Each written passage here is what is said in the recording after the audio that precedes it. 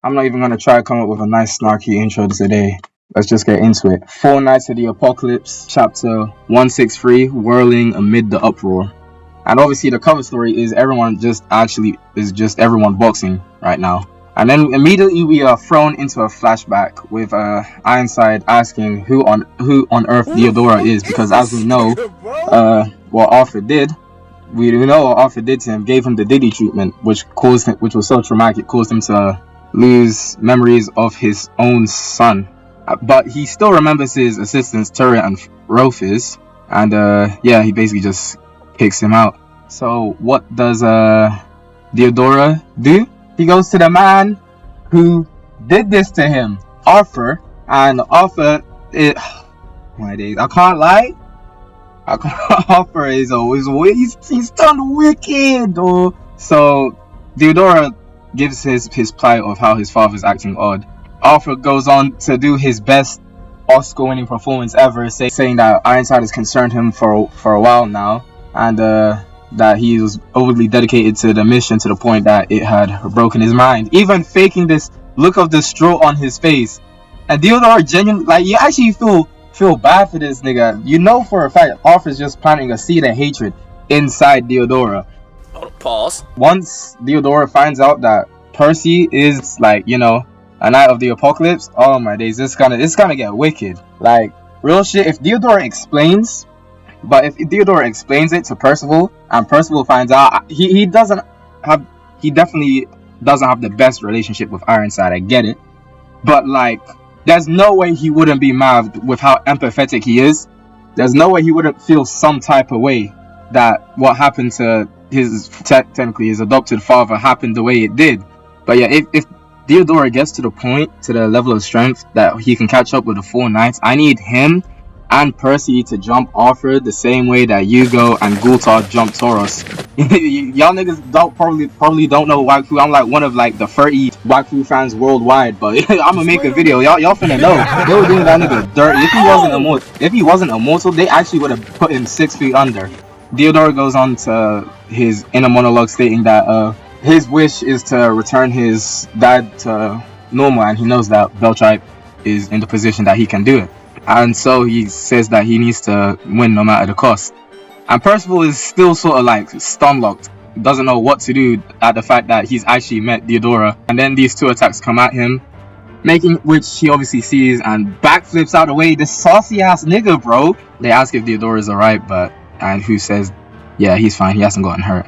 And then some more participants try to come and attack them, but this guy says Salvan and seems to have done a spell of some sort, which attacks the participants. And some participants saying that to look out, he's casting magic, with Percival stating that no, these are the souls of life spirits and that they're alive. So Percival tries to cut it, but it's this clump of life spirits is so strong that it's actually chipping his magic. It's actually chipping his magic sword, leaving him actually surprised. I'm surprised at this. But then they slap the shit out of Percival, and yeah, we continue to see everyone else just sort of throwing hands in the undercart. And then some of the participants realize that their armor is getting heavier and that their weapons are growing bigger. But no, Narcians just shrunk them and states that you'll be about an hour, so enjoy being tiny until then, which gives me flashbacks to when Elizabeth was tiny that one episode.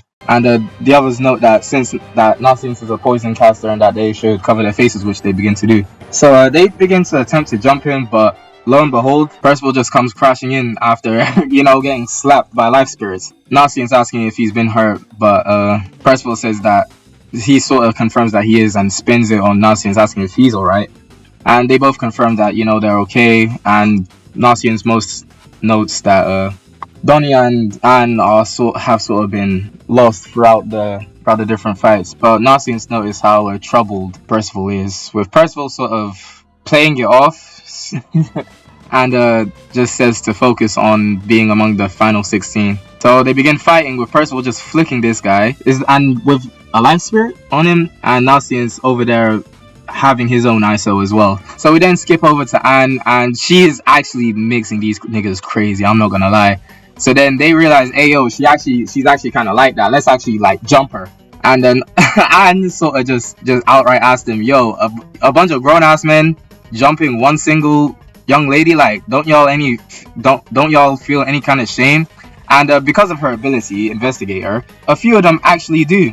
Like, when I say a few, I literally just mean these two niggas on the panel right here, which is crazy to me. How many of them are there total? Anne is actually just befuddled at the fact that there's only two niggas who think that jumping a girl is shameless, but would the others say, "Yo, we're actually just bad guys, you know, we really don't care about that shit." And then Anne goes on to ask another question, that no matter how villainous you think you are, what you really want is to suckle on moms again.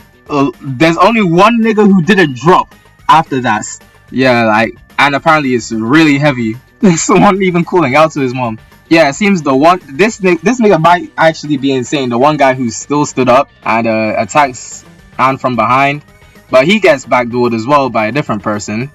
Yeah, by this mysterious individual, air quotes, and he says that he came to assist Anne in this situation, and Anne obviously asks, "Who are you?" And he's just like, "No one worth remembering." And Anne asks if he can just like stop acting cool and just give him his name. Takes off the mask, and it's Boris, that guy from the first arc we saw after the time skip with his little sister. And Anne begins just committing domestic violence against him, trying to wake him up, asking why he's back in Camelot and who he came with, because obviously he wouldn't be able to come back here by himself. So she begins to carry him and notes that there are people actually ready to run at her, but you know, everyone gets completely blown away by a very familiar kind of explosion, I'm not gonna lie. And she's stun locked, and then these other participants get suffocated by water. I hope they're not dead. I hope they aren't. And then two mysterious individuals come up, and one of them notes that Anne is in a tight scrape again, and the other one, just rude ass nigga, just says, "You were part of Leonis's weakest corps after all."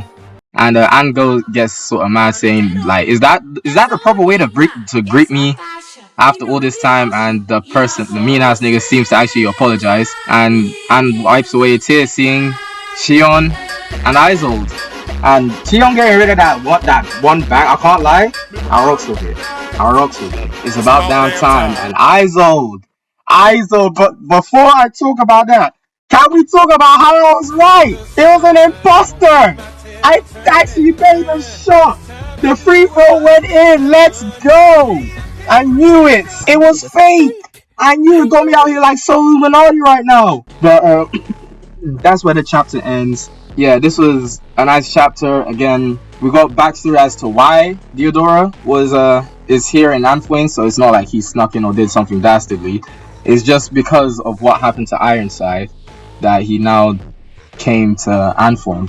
It seems to participate in this festival, and he seems pretty confident that Beltripe will be able to fix Ironside, which might be due to his ability, because after all, yeah, it seems that Beltripe may have an ability that can grant most realistic wishes to a degree, since there's a lot of participants here in Annfwyn participating to try and be a winner, and Diodora, who in his position as the child of one of the four evils, probably has ample knowledge of most of the four evils like abilities, as like Camelot gossip and stuff. So yeah, it's interesting to see that there are the two assistants seem maybe they're Ironside's like disciples and stuff, or at least they're from the same kind of druid sort of family that came from the druid clan, because he was able to make a clump of life spirits that or summon a clump of life spirits that is so tough that the main life spirit guy himself, Percival, was not able to slash the clumps. So that's just it's proof that Percival has room to grow, it seems, which, you know, it gets you all giddy and shit. And obviously seeing that Shion and Isolde are completely fine as well. And I can't lie, I feel like compared to Isolde's fine ass, I feel like Shion's design is a bit lackluster. I wonder what happened to his eye and why he has that scar. And let's note that he actually apologized for being rude after he low-key sort of jabbed at Anne. So yeah, maybe we'll get another flashback next chapter 2 with them explaining why they've been out of contact maybe we'll get some light shed on why Tristan can't remember who he is, if it's actually amnesia. And seeing and Tristan seeing the actual Izor, I wonder how that's gonna affect him. But hey, we'll know. But I don't think we'll be in this little sort of battle royale part for much longer. Maybe for one more chapter, just to see how Donya and Gawain are doing, and then we'll have the final 16 sort of finalized. Yeah, I don't have much thoughts on that. Looking forward to see how much Chion and Isolde have grown. Obviously, Isolde's explosions are way bigger. Her love bomb's way bigger because she took out quite a lot, like a whole crowd of niggas, bro. That's genuinely insane. And it seems Chion has better control of his spirits with how he was able to isolate just the heads of participants to suffocate them. I hope they're not dead. Knowing Chion, he could possibly have killed them, but you know. And obviously, I want to see their reactions to when they finally see Tristan, and will probably explain the state that they found him in. And yeah, outside of that, I don't have too much to say. One complaint: my glorious king hasn't had a panel at all in this chapter. So yeah, see you guys. Take care.